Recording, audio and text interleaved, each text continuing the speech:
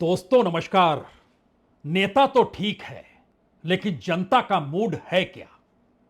नेता को तो परख लेंगे, ठिकाने लगा देंगे, लेकिन जनता को आप ठिकाने लगा नहीं सकते हैं। इसलिए सही सही बताइए, जनता का मूड है क्या? यह सवाल बिहार को लेकर है, सवाल बीजेपी के भीतर का है, सवाल जनता दल यूनाइटेड के भीतर का है, सवाल एनडीए के भीतर आपसी संवाद का है। यह सवाल और एक जवाब ऐसी परिस्थितियों को सामने लेकर आ रहा है जो शायद बिहार चुनाव में पहली बार हैरान करने वाली है।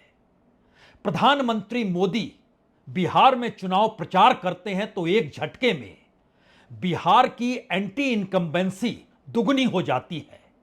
और अगर प्रधानमंत्री मोदी नहीं आते हैं या फिर प्रचार बहुत कम करते हैं तो फिर नीतीश कुमार एक मासूम नेता के तौर पर लालू यादव के बाद जंगल राज की परिस्थितियों से निपटने वाले और बिहार को सुशासन के जरिए पटरी पर लाने वाले नेता के तौर पर पहचान मिल जाती है। तो क्या वाकई बिहार के चुनाव को लेकर एनडीए के भीतर इस तर्ज पर घमासान मच चुका है, जहां बीजेपी को समझ नहीं आ रहा कि क्या वाकई प्रधानमंत्री मोदी ही कहीं एंटी इनकम्बेंसी को बढ़ा तो नहीं देंगे, इसीलिए उनकी रैली कम कर दी जाए? ना आज ना कल ना परसों वो 30 तारीख को आएंगे, 2 रैलियां करेंगे, उसके बाद वो 2 तारीख को आएंगे, पटना में रोड शो करेंगे। लेकिन सवाल उससे कहीं ज्यादा बड़ा हो चला है। और सवाल पहली बार यह है कि ना सिर्फ बीजेपी के भीतर बल्कि जनता दल यूनाइटेड के भीतर भी वह नेता अपना नाम वापस ना लेने की खुली चुनौती देते चले गए और स्थिति ऐसी आ गई कि उन्हें पार्टी से निकालना पड़ गया। और ऐसे में सवाल 1-2 का नहीं है, दर्जन भर से ज्यादा नेता अगर मैदान में खड़े हैं और उसका असर किस पर पड़ेगा यह भी बताने की जरूरत नहीं है। बीजेपी ने बहादुरगंज, गोपालगंज, कहलगांव, बड़हरा 4 उनके अपने उम्मीदवार जो कल तक थे लेकिन इस बार चुनाव में नहीं है, तो वो चारों मैदान में खड़े हो गए, चारों को पार्टी से निकाल दिया गया। दूसरी तरफ जनता दल यूनाइटेड के सामने तो अपने पूर्व विधायक, पूर्व मंत्री शैलेश कुमार पूर्व मंत्री हैं और 4 पूर्व विधायक के साथ साथ दर्जन भर ऐसे लोग चुनाव मैदान में उतर गए कि जनता दल यूनाइटेड के सामने मुश्किल हो गई कि अब वो जीतेगी कैसे। और जो तर्क दिए गए जनता दल यूनाइटेड के भीतर, उस तर्क का एक ही मापतौल है। दरअसल इस दौर में बिहार के भीतर लोकतंत्र को लेकर, एसआईआर को लेकर, इस देश के भीतर दलित और मुस्लिमों के सवालों को लेकर, पिछड़े तबके और उसमें भी अति पिछड़े तबके के लेकर जो सवाल जनता दल यूनाइटेड के नेताओं के सामने है, वो ये मानने को तैयार ही नहीं है कि बीजेपी के साथ खड़े होंगे तो वोट ट्रांसफर होगा, अपने बूते खड़े हो जाएं तो वोट ट्रांसफर हो सकता है। और फेरिस्त वाकई लंबी है। बरहड़िया पूर्व एमएलए थे श्याम बहादुर सिंह, अकेले लड़ रहे हैं। बरबीघा पूर्व एमएलए थे सुदर्शन कुमार, अकेले लड़ रहे हैं, निर्दलीय लड़ रहे हैं। शैलेश कुमार तो पूर्व मंत्री, यह भी अकेले लड़ रहे हैं। एमएलसी भी इसके पूरी कतार में है। वो चाहे संजय प्रसाद हो, चाहे रणविजय सिंह हो जो कि बरहरा से, भोजपुर से आते हैं, या फिर बेगूसराय, वैशाली, नबीनगर, कटिहार, मोतिहारी, सिवान, तमाम जगहों पर जनता दल यूनाइटेड से निकले हुए नेता अपने बूते मैदान में हैं। और अंदरूनी तौर पर इनके जो तर्क हैं वो बहुत साफगोई के साथ ये कहते हुए रखे जा रहे हैं कि बीजेपी यानी दिल्ली और जनता दल यूनाइटेड यानी पटना, डबल इंजन की सरकार और double anti incumbency, vote transfer तो छोड़ दीजिए, जीतने के लाले पड़ जाएंगे। और शायद यही वो परिस्थिति है जिसके बाद एनडीए के भीतर मचे घमासान में दर्जनों ऐसी सीटें आकर खड़ी हो गई है जहां पर वोटर के सामने जो कल तक एनडीए के साथ खड़ा था उसके सामने भी 2 चुनौती है। पहली चुनौती तो बीजेपी के वोटरों के सामने है कि वह वोट अपना, अगर उनके क्षेत्र में जनता दल यूनाइटेड का उम्मीदवार है तो उसे वोट दें या ना दें। और दूसरी तरफ जनता दल यूनाइटेड के उम्मीदवारों के सामने यह संकट है कि बीजेपी के वोट ट्रांसफर होंगे नहीं, क्योंकि मैसेज बहुत साफ है, बीजेपी जनता दल यूनाइटेड को निपटाने में लगी हुई है।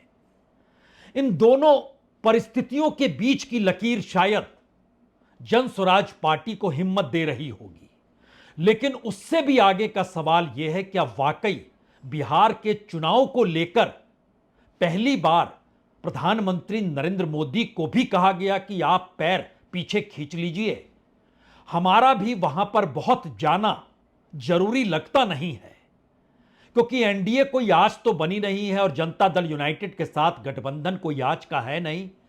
पूरी के पूरे चुनाव के बीच में खलनायक कोई है तो वह दिल्ली की सत्ता है। यानी बिहार में चुनाव हो रहे हैं जिसका असर देश की राजनीति पर पड़ेगा, लेकिन अगर बिहार के चुनाव में खलनायक की भूमिका में दिल्ली की सत्ता आकर खड़ी हो जाए तो एनडीए को लाभ मिल सकता है, जब सीधे तौर पर नीतीश कुमार और उनके चेहरे के इर्द गिर्द यह पूरा चुनाव सिमट जाए। इसीलिए एक तब्दीली आने वाले वक्त में दिखाई देने वाली है, जिसमें हर बीजेपी का नेता जो उनके स्टार प्रचारक हैं वह सिर्फ और सिर्फ नीतीश कुमार की अगुवाई का जिक्र नहीं करेंगे, बल्कि वह खुले तौर पर कहेंगे कि यही तो सीएम है। और इसी का असर आज नीतीश कुमार और चिराग पासवान की उस मुलाकात से भी हर कोई समझ गया, जहां पर परिवारों का मिलन जिस तर्ज पर हो रहा था उसकी तस्वीर एक पहले देख लीजिए।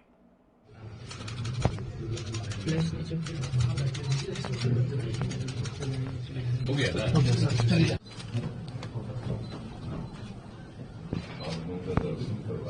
हाँ सर, बस सबको बुलाओ। यानी नीतीश कुमार सर्वमान्य चेहरा है, चिराग को यह बताना पड़ेगा।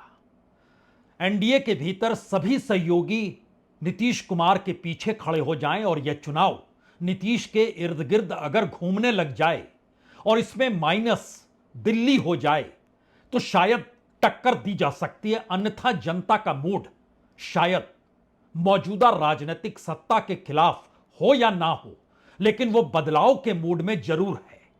और इस बदलाव की परिस्थिति को तेजस्वी ने नहीं बल्कि जन स्वराज पार्टी यानी प्रशांत किशोर ने जन्म दे दिया है।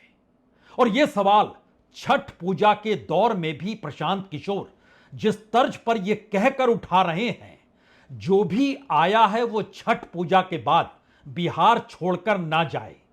और यह तभी संभव है जब चुनाव परिणाम जन स्वराज के अनुकूल हो जाए, यानी उनकी सत्ता बन जाए।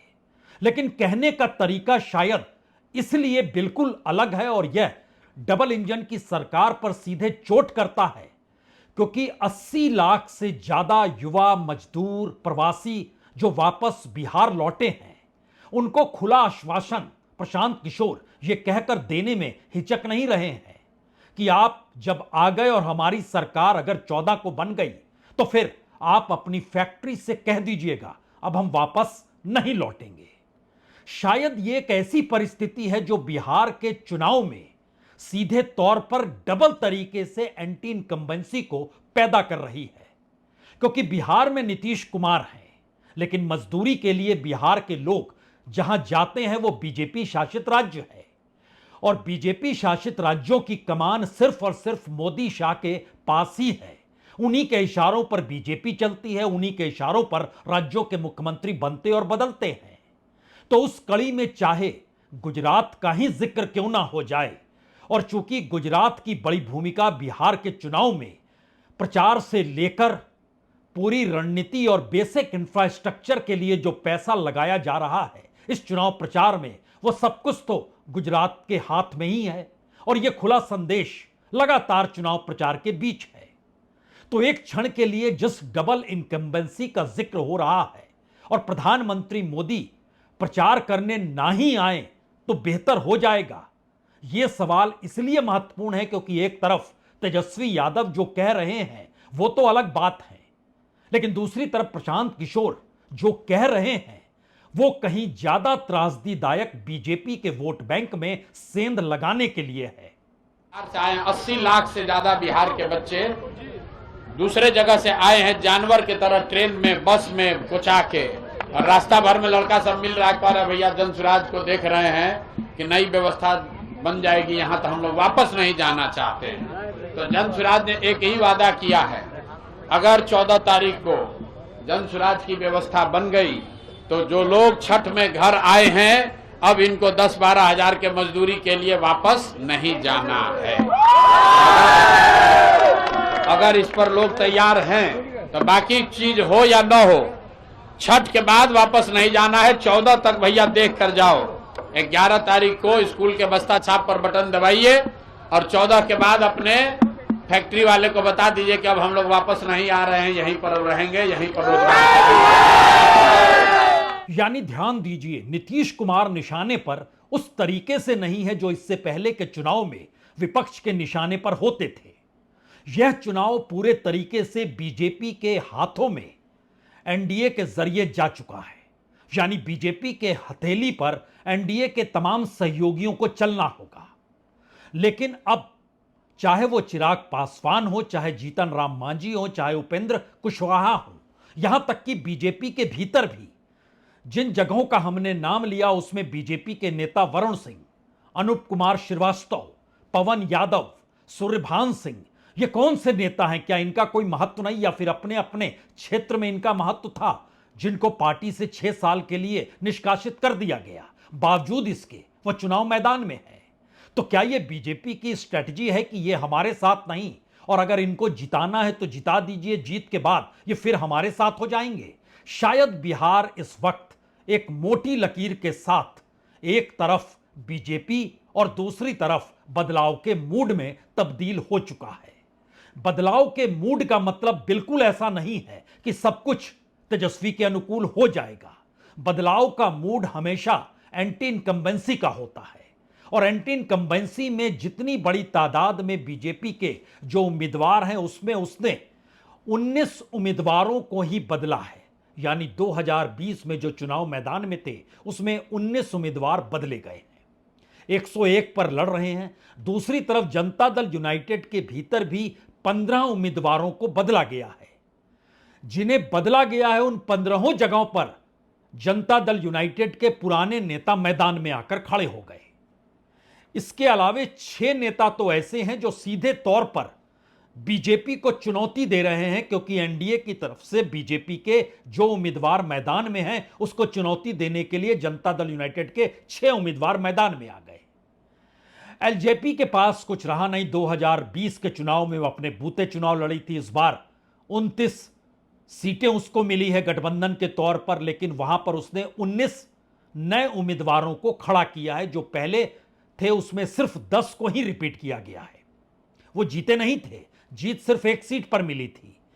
और यह स्थिति कमोवेश कुशवाहा की पार्टी हो या एचएम यानी मांझी की पार्टी हो, मांझी ने 1 उम्मीदवार बदला है, 2 उम्मीदवार कुशवाहा की पार्टी ने बदला है। महत्वपूर्ण वो नहीं है। महत्वपूर्ण इसके ठीक उलट आरजेडी लगभग 50 उम्मीदवारों को उन्होंने बदल दिया। जो 143 सीटों पर उम्मीदवार पिछली बार 145 पर लड़े थे, इस बार 143 पर लड़े हैं और 49 उम्मीदवार नए हैं। कांग्रेस ने भी 22 उम्मीदवार बदल दिए, पिछली बार की तुलना में कम सीटों पर लड़ रही है, वहां पर बदल दिए गए। सीपीआई-एमएल ने भी 5 सीटों पर नए उम्मीदवार खड़े कर दिए। वीआईपी यानी मुकेश सहनी की जो पार्टी है उसने भी 11 नए उम्मीदवार दे दिए। 15 सीटों पर लड़ रहे हैं जिसमें 4 ही पुराने हैं। लेकिन इस पूरी फहरिस्त में चाहे वो सीपीआई हो 3 नए उम्मीदवारों के साथ है, सीपीएम 1 नए उम्मीदवार के साथ है। यह एक मैसेज है दरअसल कि महागठबंधन के भीतर बगावत के मूड में कोई क्यों नहीं है, चाहे नए उम्मीदवारों को टिकट दिया गया। और दूसरी तरफ बगावत के मूड में एनडीए के भीतर क्यों इतनी बड़ी तादाद में लोग खड़े हैं, उसके पीछे का समीकरण दरअसल तेजस्वी यादव या महागठबंधन के भीतर से होते हुए ऐलान नहीं है, बल्कि 20 बरस की राजनीतिक सत्ता के बाद जिस बदलाव के मूड में जनता खुद को देखना चाहती है, और उस कतार में महिलाएं भी आकर अगर खड़ी हो गई और महिलाओं के खड़े होने का मतलब यह नहीं है कि युवा तबका तेजस्वी की नौकरी के पीछे जा रहा है। उसके पीछे बड़ी सोच यह भी है कि महिलाओं को भी लगता है कि उनका बच्चा बड़ा होकर बेरोजगारी की स्थिति में बाहर चला जाता है और प्रशांत किशोर उसे वापस बिहार में नौकरी देने का वादा कर रहे हैं। यानी बिल्कुल एक नई परिस्थिति है जो सीधे तौर पर जनता दल यूनाइटेड और बीजेपी के समीकरणों को आपस में मिलाकर उन्हीं के खिलाफ डबल एंटी इनकम्बेंसी को खड़ा कर रही है।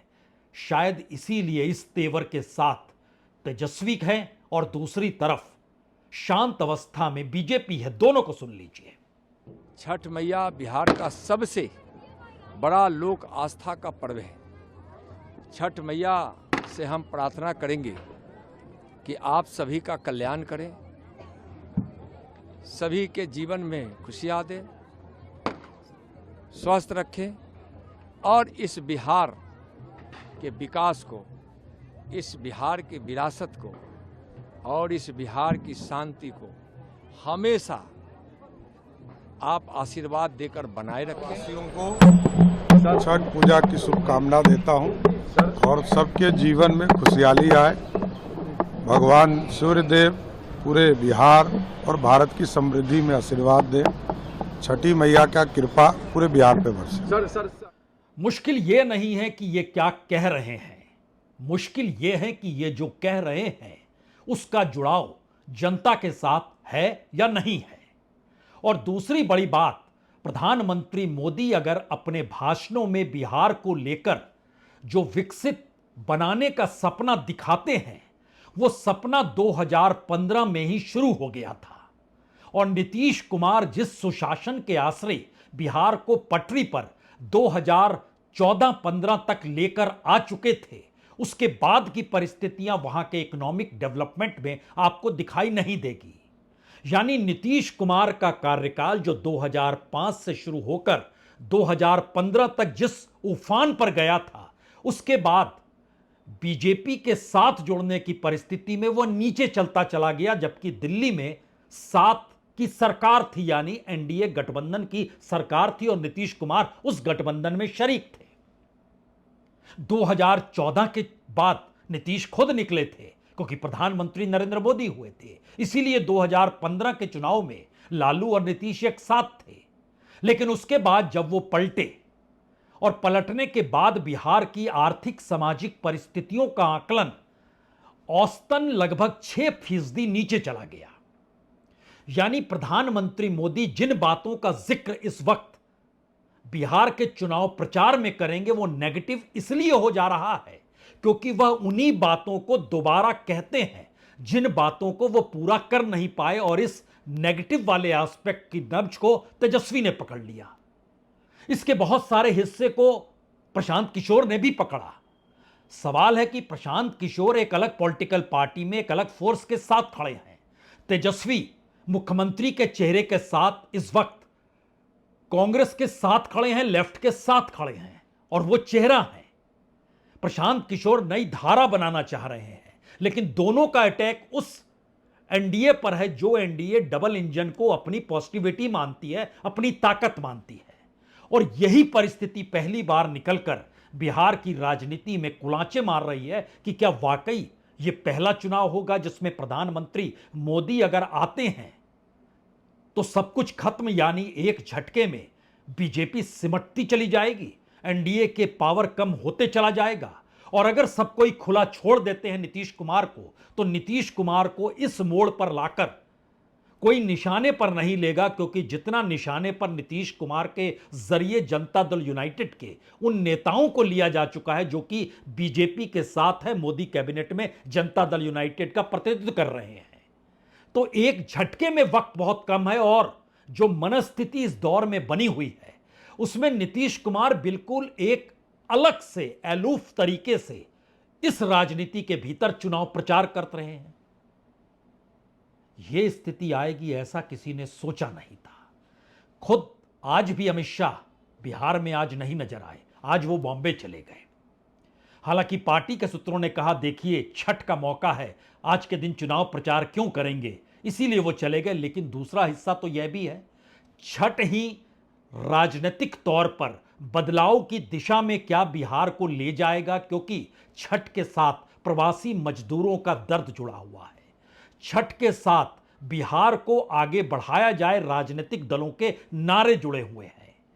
और प्रधानमंत्री मोदी हो या गृह मंत्री अमित शाह हो या बीजेपी के पूरे फेरिस्त खड़ी हो, सबके सामने चुनौती जब जब आती है तो वह उन भावनाओं को उफान पर लेकर आता है जहां पर जिक्र हर हाल में छठ का कर लिया जाए। और छठ के मौके पर बीजेपी के नेताओं की रैली नहीं है। यह मैसेज सिर्फ छठ तक है या फिर अब चुनाव प्रचार के मैदान में वाकई प्रधानमंत्री मोदी के उतरने का मतलब सत्ता गंवाना है? यह एक सबसे बड़ा सवाल इस वक्त बीजेपी के सामने खड़ा हो चला है।